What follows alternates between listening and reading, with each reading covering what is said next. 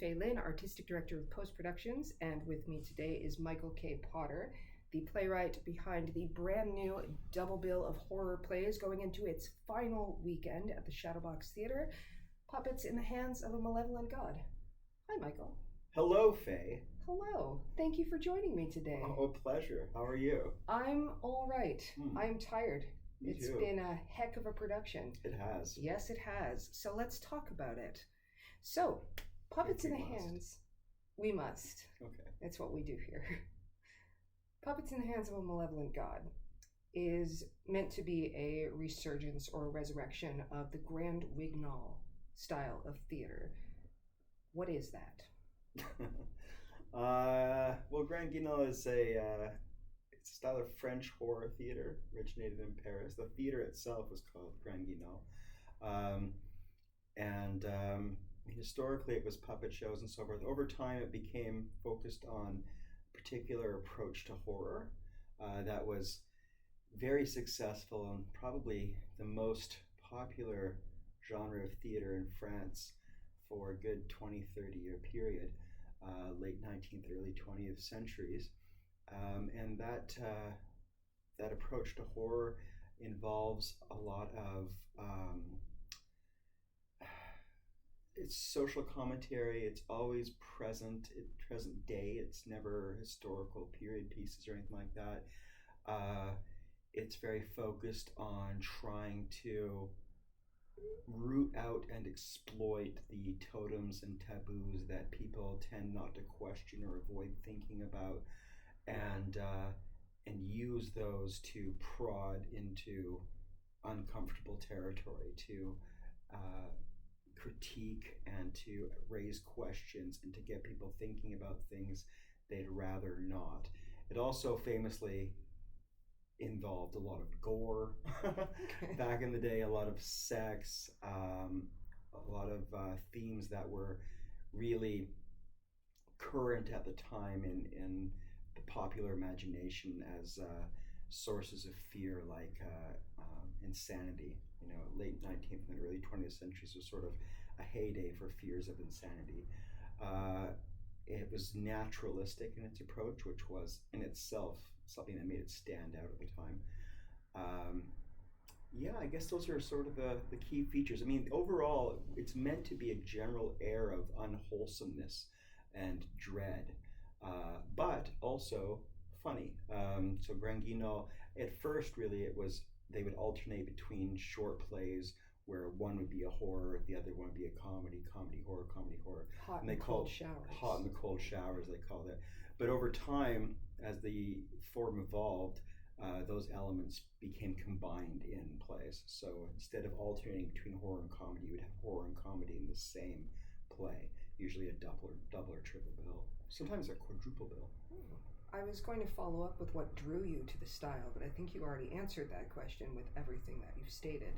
So, yeah, all those elements draw me in for sure. So why resurrect this style? Why bring this to Windsor? What are you hoping to gain from that? Well, I'm certainly not the first person to try to resurrect it. There have been other approaches in different parts of the world at different times. I'm only thinking really of the last 30 years. I don't know before that. But I think it's a genre whose purpose is still just as important as it was 100 or more years ago, which is to push people into thinking about the things they would rather not think about in order to break down assumptions and dogmas and fears and anxieties that hold us in place and keep us from moving forward. I don't think that's any less relevant for sure than it was back then. Why Windsor? That's where I am. And that's fair. What do I hope to get from it? I honestly, I don't want to be bored. That's pretty much why I do anything, is to keep myself from getting bored. I first heard about this form of theater, or style of theater, I guess, not form, when I was probably my early to mid-20s, I guess. And it sort of just percolated in the back of my mind for a long time as something that I wish I could see. And then, the last 9 years we've had post-productions, and it seemed like, well, instead of waiting around for somebody else to do it, we'll just do it. That seems fair. And Windsor has this love for all things horror. You see it in our film industry and our theater industry across the board. We have a lot of great special effects artists, and like Vampire Zombies from Space is a big hit with the local audiences. So it makes sense that there would be an audience for it here. What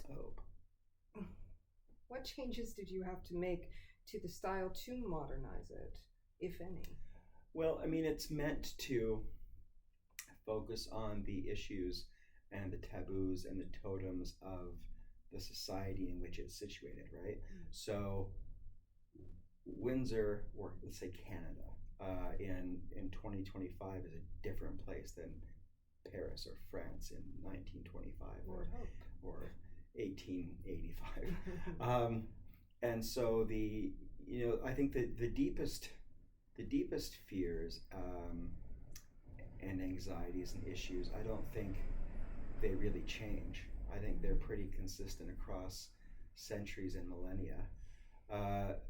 But the manifestations they take will change as societies change, as culture changes, as people become preoccupied with different things, changes in technology and so forth. So,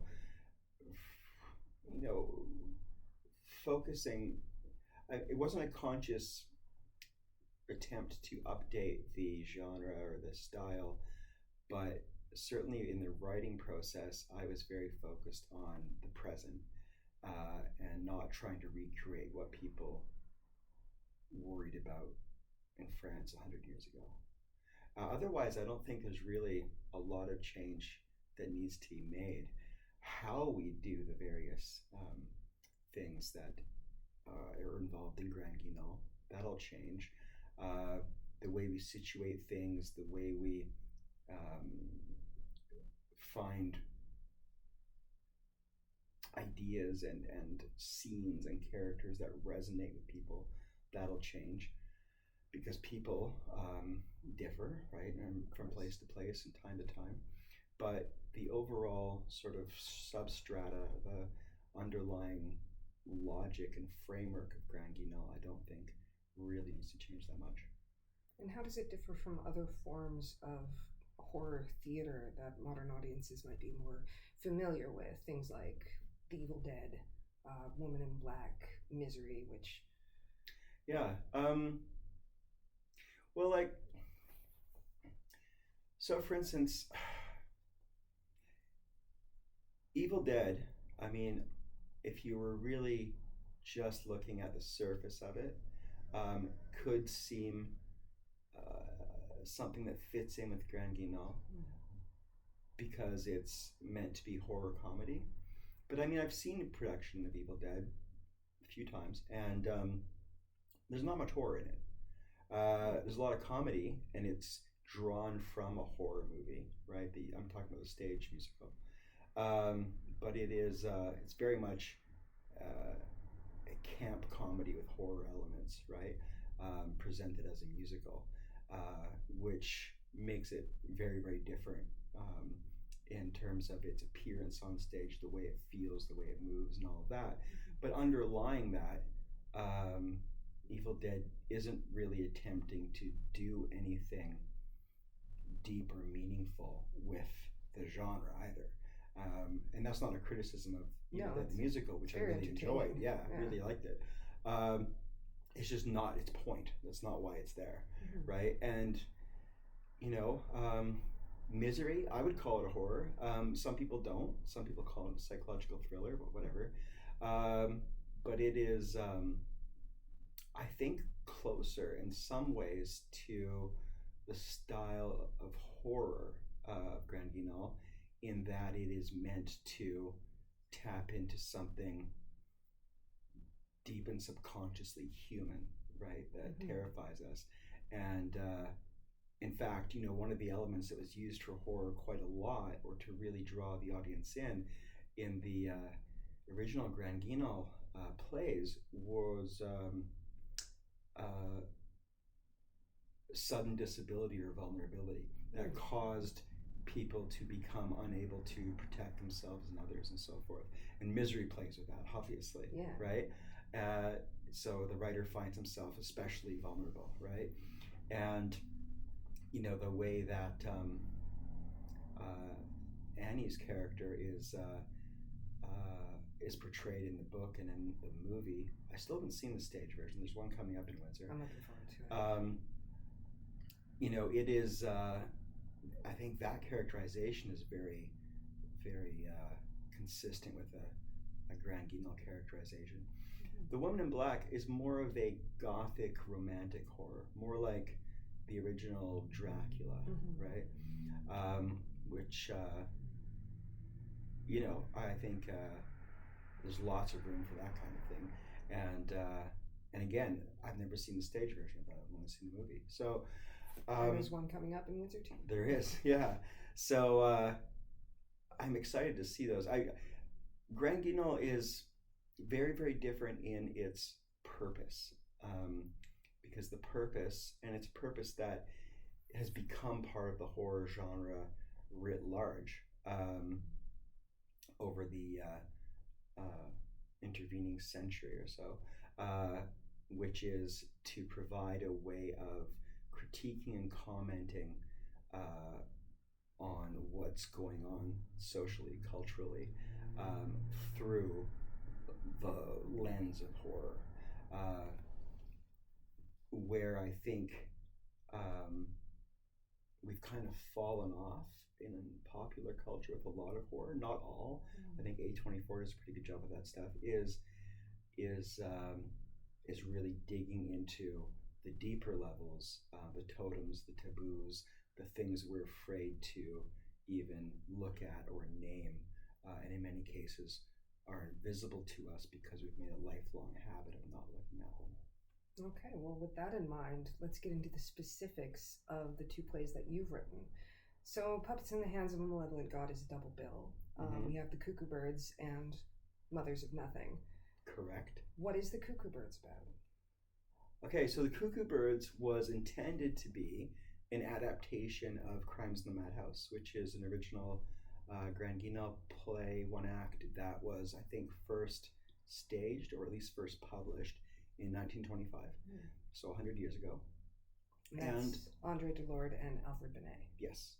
And originally, the plan was to do a triple bill and adapt two old Grand Guignol scripts, and then once I practiced working with the style, then write an original. But I realized, embarrassingly late in the process, that it would be too long. The production would be too long for people. And so scrapped one of them, and I just focused on the Cuckoo Birds as the adaptation. But pretty quickly it became more inspired by than adapted by, or adapted from Crimes in the Madhouse.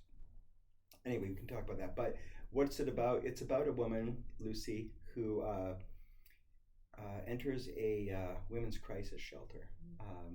She's in trouble.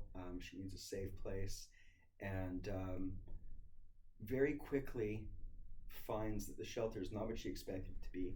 Her roommates are, at the very least, unusual, and at worst, potentially dangerous. She wants out immediately the first night, but she can't get out because she has nowhere to go. And the people in charge say, "Look, if you're still frightened, we can work something out, but just try it out for a while. Be patient." Eventually, as people learn more about her, roommates especially, she finds herself in a situation where she feels like she's completely trapped and at the mercy of other human beings who are almost completely alien to her. Like, they don't feel like they're from the same world or the same species as she is. In what ways? in what ways are they alien? How did you try to capture that? Let's go with her roommates to start with. Well, they're all othered in some way, right? So her roommates are, I mean, literally their names are the cripple and the foreigner. So two different common ways of othering other people and dehumanizing other people to refer to them by those kinds of sobriquets, right? And their customs, their culture, their way of speaking, their way of thinking, their values are all very different from Lucy's. And of course, Lucy, as people tend to do, assumes hers are the normal ones. Of course. And there's something wrong with those who are different, right? And then they seem to communicate with a bedridden, almost comatose resident in another room called Annie Frid, who's even more othered by the way she's spoken of and by the fact that the audience doesn't see her for a long time, right? So it's easy to gossip about or create false narratives about somebody who's never even present to you, right? Right. And then the staff don't really interact with Lucy as a full human being, nor does she with them, right? So they don't have first names. They only have last names to represent their functionality. They're functionaries in an institution, not people. And they exist in the play as sort of human representations of how institutions operate and how they treat people, and the ways that institutions can infantilize, degrade, dehumanize, and trap people, which comes from my many years of experience in the healthcare system.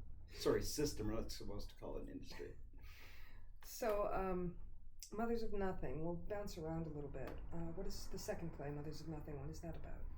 So that's the original one, the fully original one, and it's about a group of women, mothers, who arrive at a church reception hall for the funeral reception for a young man named Neil, who is the son of one of the mothers, Chantal. He died in war. He went off overseas to fight and died. The other mothers present here all have children who are a lot younger than Neil. And immediately, I think what it's about, I think the audience would see it pretty clearly, is about to me it's horrifying, but the horrifying awkwardness of social interaction at an event that is meant to commemorate something we're not supposed to speak about, right? How do you handle yourself in that situation? Nobody really seems to know. And it's pretty clear early on that the surface awkwardness between these women hides much deeper divides and deeper conflicts, even though most of them have known each other for many years. Resentment that comes with resentments, time. Resentment's a big part of it. And then as that's happening, there is a second story going on with the altar boys, who have set up the reception hall following the rite of committal, and who are sort of exploring their own mysteries. One of them, Dominic, who's a new altar boy, he takes the rituals and the trappings of the Catholic Church very seriously, and has stolen a relic from the high altar because he thinks he can use it to pray for Neil, the boy who died, the young man who died, and help him get into heaven, because the fear is that because he seems to have died while engaged in mortal sin, that his soul will be trapped in purgatory unless people can use intercessionary prayer to get him into heaven, right? And Emmett, who's a more experienced altar boy, is kind of done with the whole thing of being an altar boy, and his ideas of right and wrong are less attached to the particular teachings, the dogmas, the trappings of the church. He takes them seriously, but his approach is more grounded in behavior and I guess choices rather than obedience. And so there's a bit of a conflict between them, although they're close friends. Anyway, these two sort of simmering conflicts, one of them between the boys is really quite friendly and a little sort of teasing. And the one between the mothers is more of a conflict driven by underlying resentments and the inability most people have, or just me, maybe just me, to navigate these kinds of social functions. They both sort of simmer for a bit and then come to a flash point, and the entire thing falls apart. So we've touched on why you chose the established institution of women's shelter and that for the Cuckoo Birds. You've gone with a religious establishment, a church, for Mothers of Nothing. Can you say more about that choice? Well, I didn't really talk about why I chose the women's shelter. Oh, well. Crimes in the Madhouse, and this is one of the reasons it became more inspired by than an adaptation. Crimes in the Madhouse takes place in a madhouse, right? In a psychiatric institution, which bore me. I'm just not interested. People were very interested 100 years ago. I'm not. And besides, we don't really institutionalize people anymore the way they used to back then, at least not in Canada. For good and ill. But I thought a lot about why the characters in the original were there. And primarily they were there seeking refuge. And I thought, well, where would they seek refuge now? What would be a place of refuge? And the two possibilities that came to my mind were domestic violence shelters or family shelters, women's shelters, and churches. Even though churches are on they're waning in their social role and their influence, I think they're still a place of refuge for a lot of people. And so I decided to choose the women's shelter for the Cuckoo Birds and save the church for the other one.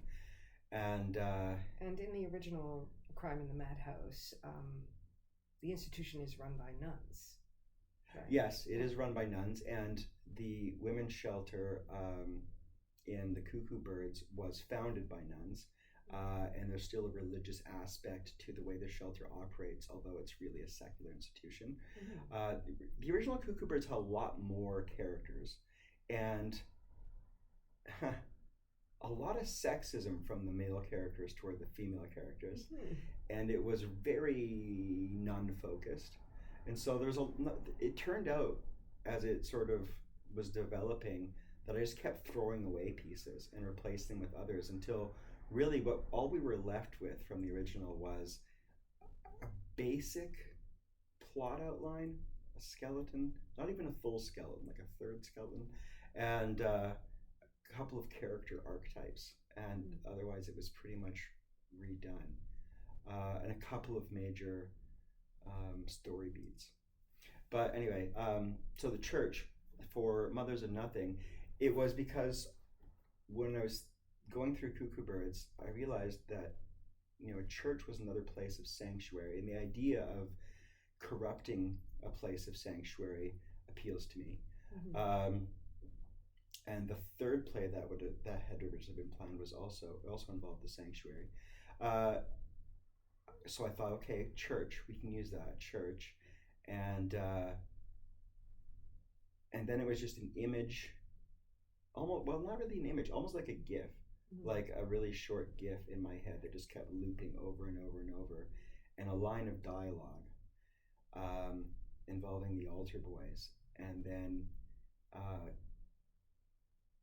the story kind of wrote itself out of that. But the church itself, as an institution, has tremendous historical power and even a lot of contemporary power. Even in a country like Canada, which is secular, the church still wields, Catholic Church still wields a lot of power. Not as so much power as in like France or Italy, where they can, stop people from investigating entirely, but quite a lot of power. And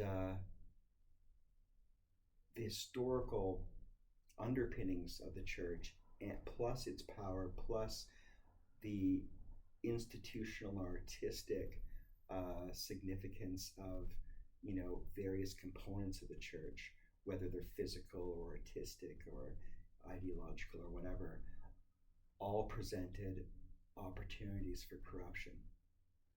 So when you talk about Grand, am I saying it right, Guignol? I think it's Guignol. Guignol? I think so. When you talk about Grand Guignol, breaking down taboos and totems in these institutions, what does that look like in these plays? How did you tackle that? Well,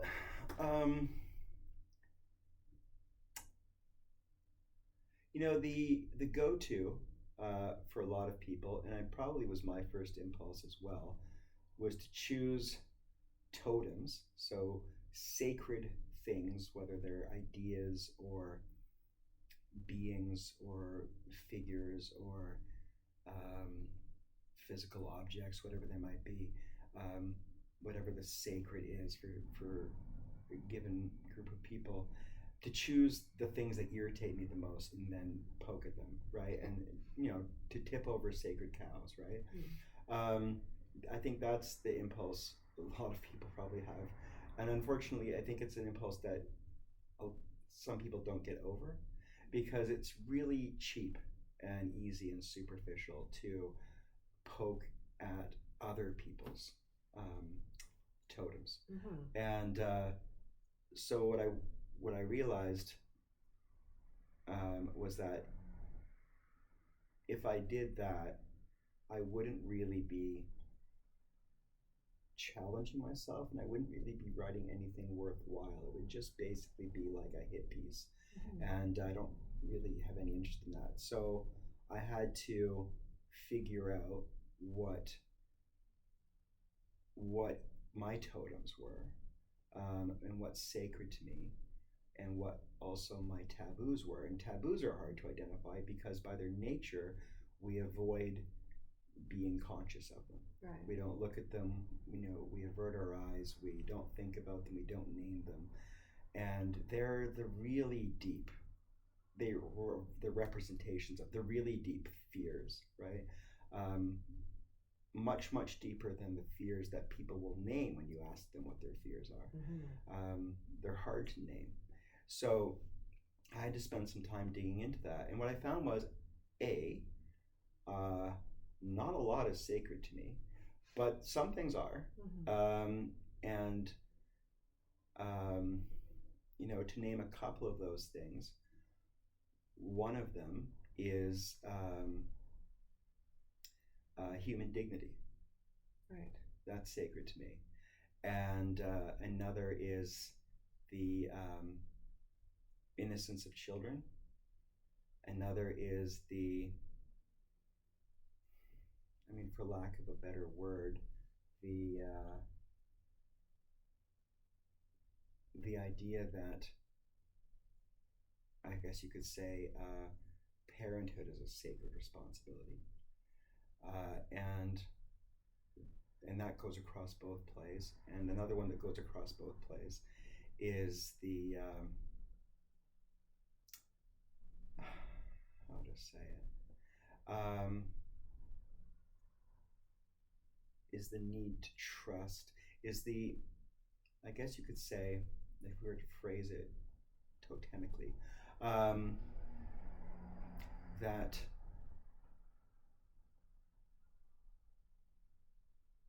there is something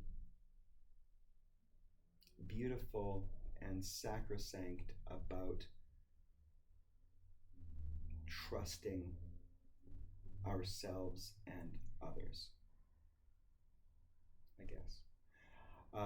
That's the first time I tried to put these into words. That's well put. So those were sort of my totems that I identified, and the things that I think historically, and this is how I identified them partly, historically the things that I've found myself in the past turning away from when I was going down a path of inquiry or working on some sort of artistic project that led to those being questioned or possibly overturned. That's where I would turn away. And so I thought, okay, well, then for this project, it's important that we don't turn away from those. And my taboos, I think totems are often related to taboos in the same way that fears are related to desires, right, and hopes. Okay. And so what I found useful as a starting point for identifying my taboos, although I'm not sure I can articulate them well, is to look at what I identified as my totems, and then do a 180 and see what the flip side was, you know? Mm-hmm. And so although I'm having trouble articulating those taboos, they're related to each of the things I identify as sacred. I see. So like with parenthood, that deep-seated desire some parents have to not be parents. Right.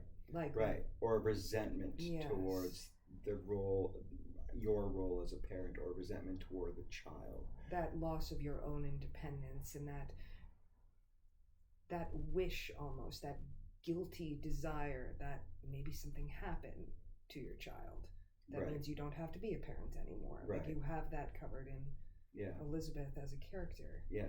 As an example. Yeah. I know you would never wish that as a father. No. No. But it also, even the way that children are discussed in the Cuckoo Birds. Mm-hmm. Yeah. Yeah. And with the innocence of children, like we have what we thought would be a very awkward discussion between the boys about pornography, and it's very small, but it's in there, and it's uncomfortable, but it's true. So true. It's so true. Absolutely. This is what 12-year-old boys talk about sometimes. There's video games and cell phones, and I don't know what. I've never been a 12-year-old boy. Well. That's Yet. It's an odd thing to say. So how do these totems and taboos tie into the themes that you explore in each of these shows? Let's start. Well, all the themes. Okay, so I didn't realize it until I was, I don't know, 3 drafts in or something, that the 2 major themes of both plays that tie them together. There are other more superficial things, like plot details and lines of dialogue and symbols that tie them together. But at a deeper level, what ties these things together thematically, these stories, are themes regarding dehumanization and futility. And then all other themes develop out of those in concert with the totems and taboos that are being prodded at. Mm-hmm. So they deal with these things in different ways, but once I realized that those themes were there, that those were the themes, the major themes anyway, it made some things clicked into place for me that I hadn't before. Mm-hmm. And I was able to go back in later drafts and edit with those in mind without signposting them or calling attention to them or writing them into lines of dialogue or any of those thematic approaches that I hate, that belong in sitcoms and so forth. And really quick, for those who want to know, how many drafts of each play did you do? 8. 8? That sounds right. I think 8. And then they were also tinkered with a bit during the rehearsal process. Well, of course, because once you breathe life into it with actors, things naturally change. And you had other people look at and review your scripts as well. Yeah, right? I invited critique from people whose judgment I trusted. But so, I mean, the dehumanization and futility themes, I mean, I think, you know, once I noticed them, it was really clear, you know, well, these are just, that's where I am, right? So since I became disabled, dehumanization has been just an inescapable, regular part of day-to-day life. And, you know, everyone, I think, experiences moments of dehumanization at some point in their lives. And obviously, there are some people who experience more of that than others, right? Especially those who are othered in a certain way, right? Yeah, those who whether have it's less race or power. Yes. Yeah. And it's usually connected to power. And so, you know, I had certain privileges for a long time that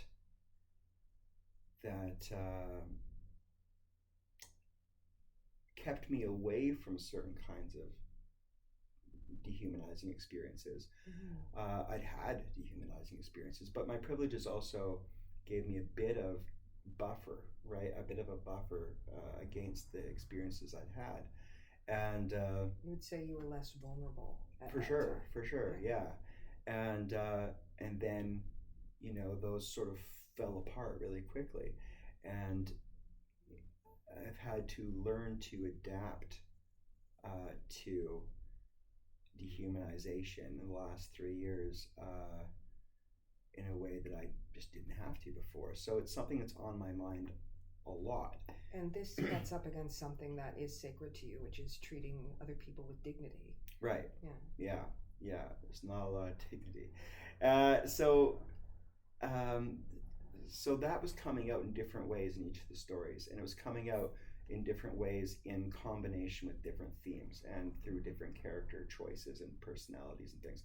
And then futility, the other major theme that I identified there, was in a way related to that, because, you know,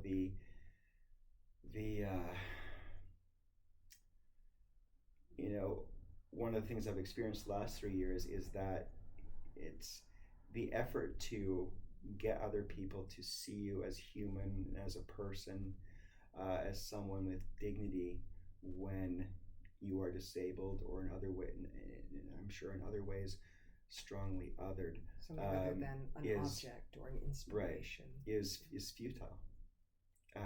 It just doesn't have much effect. Education, training, you know, discussion after discussion, reinforcement, you know, these plans that they draw up at workplaces, you know, all these kinds of things are futile. None of them matter. And even, you know, the people closest to you, who you spend the most time with, and, you know, who probably care about you, will still do it. They'll still dehumanize you, and they won't be aware of it, and they'll be very resistant to becoming aware of it. And at some point, you have to accept the futility. And that was something that I ended up really exploring in slightly different ways in both plays.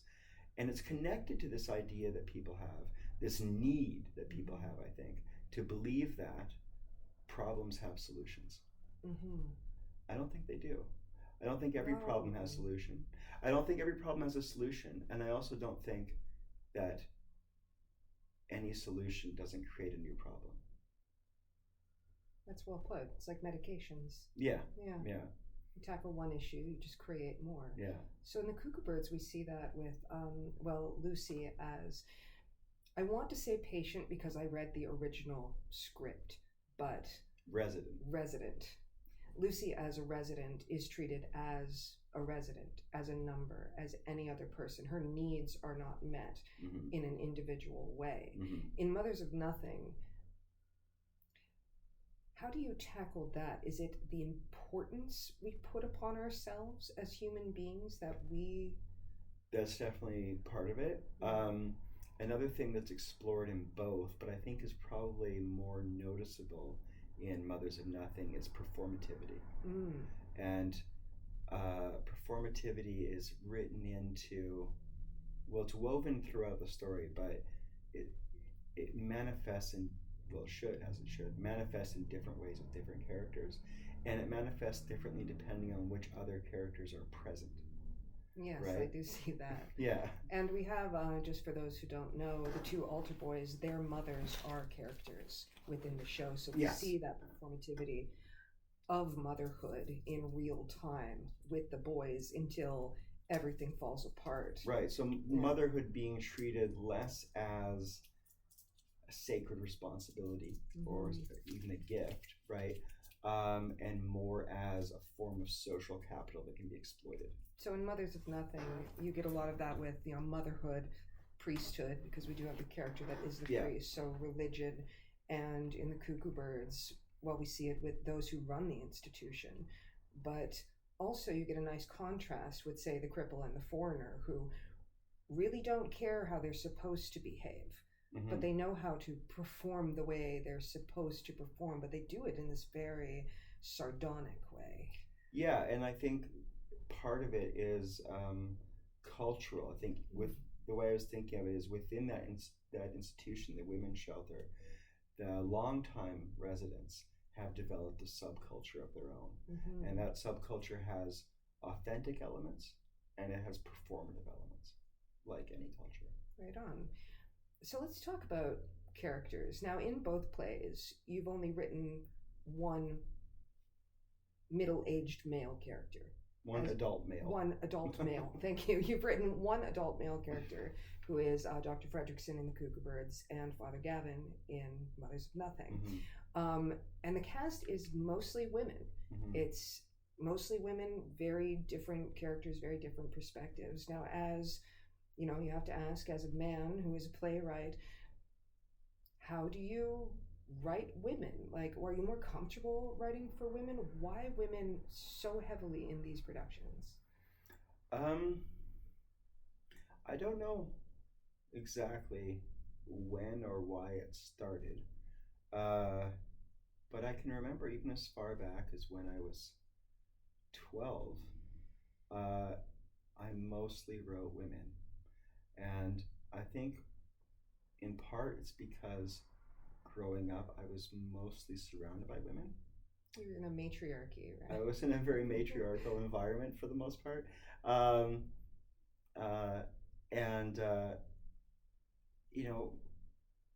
Most of my friends were girls, female. And I also just found women more interesting generally than men. And I've noticed over the years, I mean, obviously my writing has changed since I was 12, but I would hope so. But I have noticed, one sort of commonality over the decades is the males I write tend to be hapless idiots. They are in these films. They really are quite useless. Now I tried with the boys not to make them hapless idiots. It's adult males that apparently I have an issue with. I don't know. But adult women I find just more interesting to write. I find them generally easier to understand and easier to identify with and easier to find multiple perspectives and personalities and motivations for. I don't know why, but exactly. I think there are hints and clues in my life, but generally that's how it's been. Like for since I was a child, I've mostly written women, and I think it works out, because in our regional theater industry, the number of talented women to talented men is lopsided. It is very at least lopsided. 10 talented women for every one talented man, No, if not more. Logistically, it really worked out too, because at the audition we had one man show up, and only one guy. Guy showed up, and he actually couldn't take the parts. Yeah, so he was offered the part, and then he's like, "Oh yeah, sorry, I auditioned, but I actually can't do it." Yeah, which leads me into, we have a fantastic cast of women up there, and you ended up on stage again, Mm-hmm. though you retired in 2016. You The first time. the first time you Yeah. retired in 2016. So we'll just touch on it very briefly. What has it been like to have to perform in your own work while also directing and also producing and wearing all of the hats? I hate it. Okay. I really hate it. I did not want to be in the production, and I don't like acting. It makes me very anxious, and it's also now really painful for me because Right. walking is painful, standing is painful, kneeling, which I have to do a lot of during Mothers of Nothing, is Because really painful. You didn't know when you wrote it that you'd have to do Right. that. Yeah. And so by the end of the show, I'm an anxious, pain-stricken wreck each night. Does it help with the horror? Maybe. But I have to say, though, that, I mean, a lot of the people who are in the cast, I've never worked with on stage before. Right. And I wish that I could just focus on directing because that's what I wanted to do, Right. writing and directing it. But, and I think I would have been a lot happier in those roles, confined to those roles. But since I have to be on stage, I have found it's been fun to work with, all of the other actors, and especially working with people who've never been my scene partner before. Right. I think, well, Rachel Hillis and you were in Hangman together, but did you share any We time? never interacted. Not really. No. She maybe handed you a beer. Yeah, and I've Maybe. never been on stage with Sherry Scratch. Which she's been in several of our productions now. We've worked with her a lot. But Chantel Perret and I were on stage together for Pirate Attack on the 1C bus going downtown. Mm-hmm. And we did interact a little bit, but not much. Courtesy Leverdeen, I've never been on stage with her before. And Cameron Kingsley. Kingsley. We've worked with several times. Never been on stage with her before. And who am I forgetting? I meant to count them as we went. Well, I didn't. Well, and then there's the new people, Yes. right? So Archer Bennett, it's our first time working with them, and that's been fun. They're a lot of fun as a scene partner. Yeah. And when one of my legs came rocketing off my stump during a performance the other night, it was Archer who got it back to me, so that was great. And tried to keep the scene going, just to make it work, find a way to make it part of the moment. Everybody seems to have everyone else's back up there. Yeah. It's a really nice group of actors. And especially the kids, the boys, Marcus Riom and Gabriel Robinson. We've never worked with them in any capacity before. Certainly never on stage with them, and they've been delightful to work with. And that's who I wanted to get to, is now post-productions. I mean, we are an adult theater company. We tend to do more, I hate using the word risque, more provocative works. We have worked with children in the past, in The Pillow Man by Martin McDonough, for one. Yeah, and another fucking Christmas play. 2018. But not since then. So when you were writing Mothers of Nothing, and I know better than to ask you to describe it because it will give things away, but the gif in your head and the line of dialogue, I know it involved altar boys. So you kind of knew going into that, well, I'm going to write roles for child actors. How difficult was it to find child actors to be in this production? Well, there's several parts to this, because first, like you said, we haven't worked on stage with child actors for 6 years, but we did work with child actors, several of them, on Upstage last summer. Yes, we did. Right, it's our TV series, and that was a really good experience. And in fact, I found that the child actors I was worried about it. I was really worried about it because I just wasn't sure, like, would they listen? How low do my expectations have to be? Things like this. and they were a delight to work with, and they were so committed and so inventive. Yes. And so enthusiastic. We had a really great time working with them, and so that actually helped me overcome my anxiety about working with child actors. Yeah. And it was during that process that gift came into my head. And so the roles of the two altar boys and mothers of nothing were written with two of those child actors from Upstaged in mind. And as it turned out, neither could do it. Right.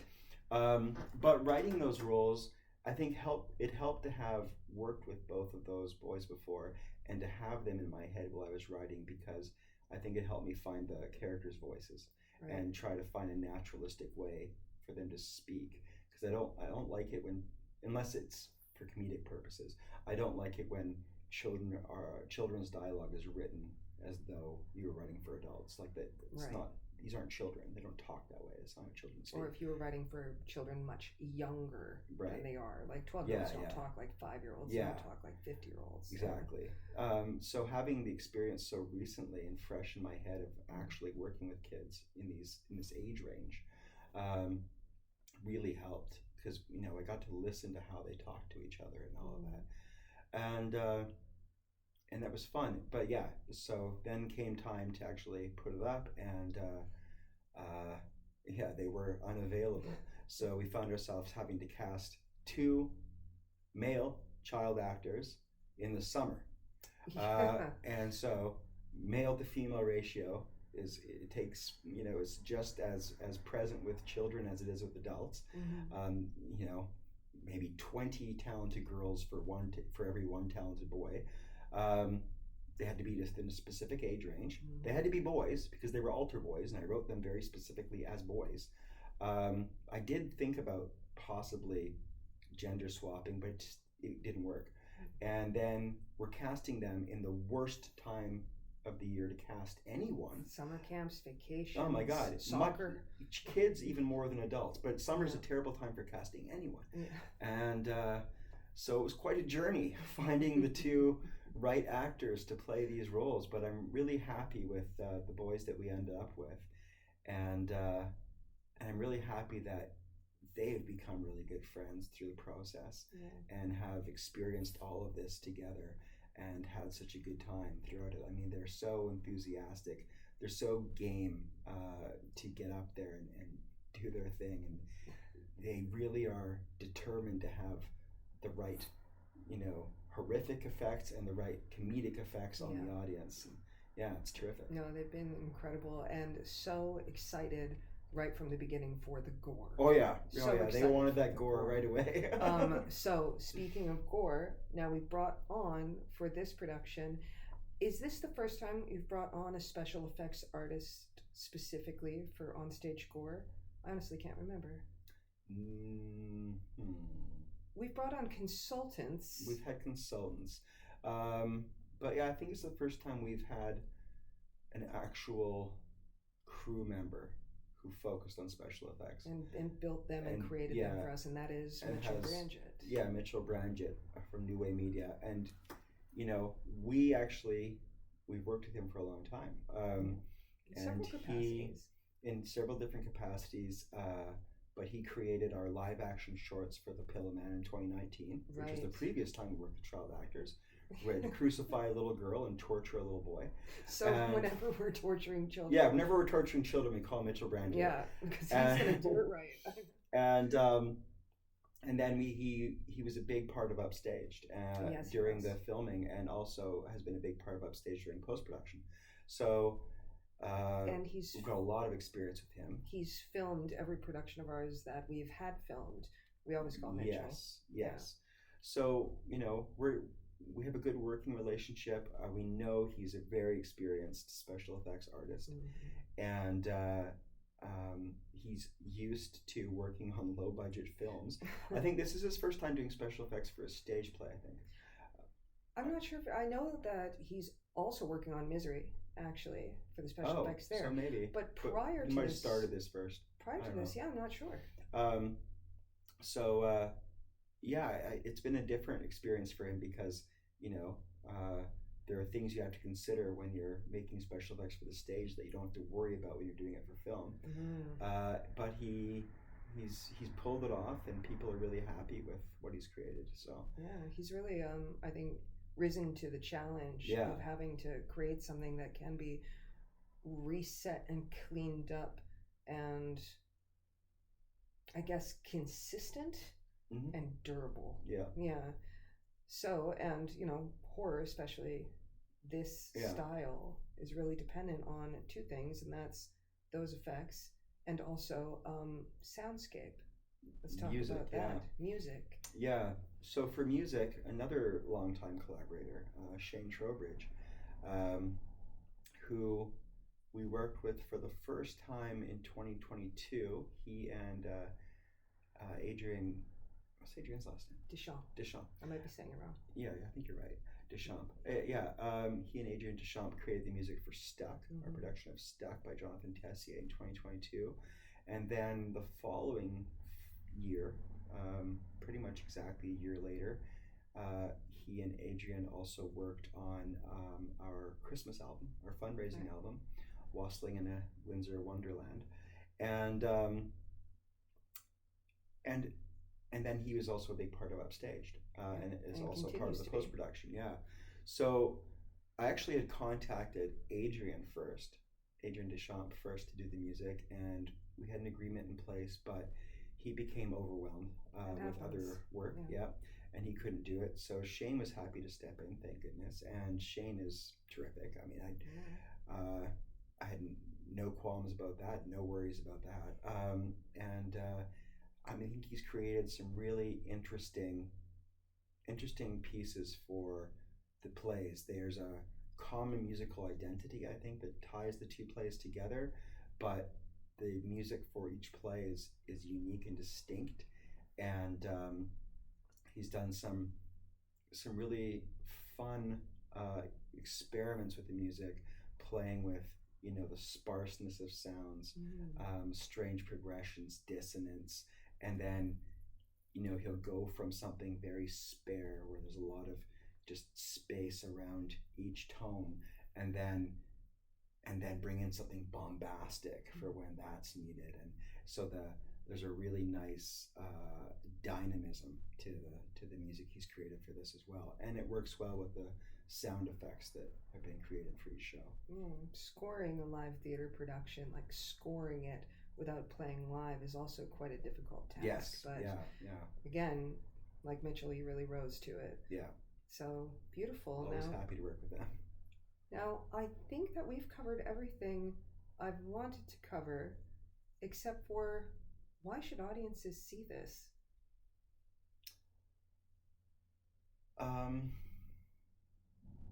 Or what are you hoping audiences who do see it take away from it? It's an and/or. Other than that, it is entertaining and that it's gory, it's unique. I want audiences to be uncomfortable while they're watching it, while they're being entertained. I want them to have fun and feel uncomfortable at the same time. I think discomfort is important. But that's in the moment, What I would like is for ideas, moments, moods, questions from these plays to creep into their minds when they're not expecting them. When they're trying to fall asleep, or when they're driving, or when they're at work, or when they're playing with their kids, or I don't know, anything. Any quiet moment, especially a moment in which there's at least a part of their mind that's free to roam. I would like something, a suggestion, a question, a possibility from that experience to creep in and cause them to think about something they wouldn't have otherwise thought about, or think about something in a way they wouldn't have otherwise thought about it. I think you've created enough intrigue in the scripts and plays themselves that it does stick with you, and it will haunt those thoughts. Now, you mentioned discomfort. Why is discomfort so important for people to feel and face, in your opinion? Well, we have especially, it's been increasing over the last, certainly during my lifetime. Increasingly, we have a culture that runs away from discomfort, and a culture that has now valorized comfort and turned comfort into a value or even a virtue. To be comfortable is to be virtuous, right? To not be perturbed. That is backwards and absolutely fatal to our ability to grow and develop. Discomfort is critical for intellectual development, moral development, artistic development. It's critical for motivating curiosity. It's critical for driving inquiry, for driving discovery and creation. It's critical for unsettling assumptions and biases and all the different forms of stagnant non-thought that our culture tries to occupy our minds with, all the different kinds of distraction that's meant to make us feel safe and comfortable and stable, to feel like we can trust our own beliefs and opinions and ideas. Discomfort is the antidote to the cultural poison that everyone around me seems to be drinking willingly in large quantities. And I think it's one of the critical purposes of art. And I'm also a philosopher, and I think it's one of the critical purposes of philosophy. So does Socrates. They executed him. But, and there's a lot of philosophical influence underpinning these plays. And so, that was probably going to drive me towards discomfort anyway. But there's a lot of different work, a lot of different philosophical work from a lot of different thinkers, a lot of them older, right? Simone Weil, Simone de Beauvoir, Jean-Paul Sartre, Friedrich Nietzsche, Bertrand Russell, Ludwig Wittgenstein, Soren Kierkegaard, but also some more contemporary thinkers, especially feminist philosophers like Kate Mann, that underpin sort of and create the structure in which all of this happens, and that come out never as lectures, because God help me, if I write a play that has a philosophical lecture in it, but in the way that characters perceive and interpret the world. And I try to use that to help differentiate the characters from each other. Anyway, and they all make each other uncomfortable. All the characters make each other uncomfortable.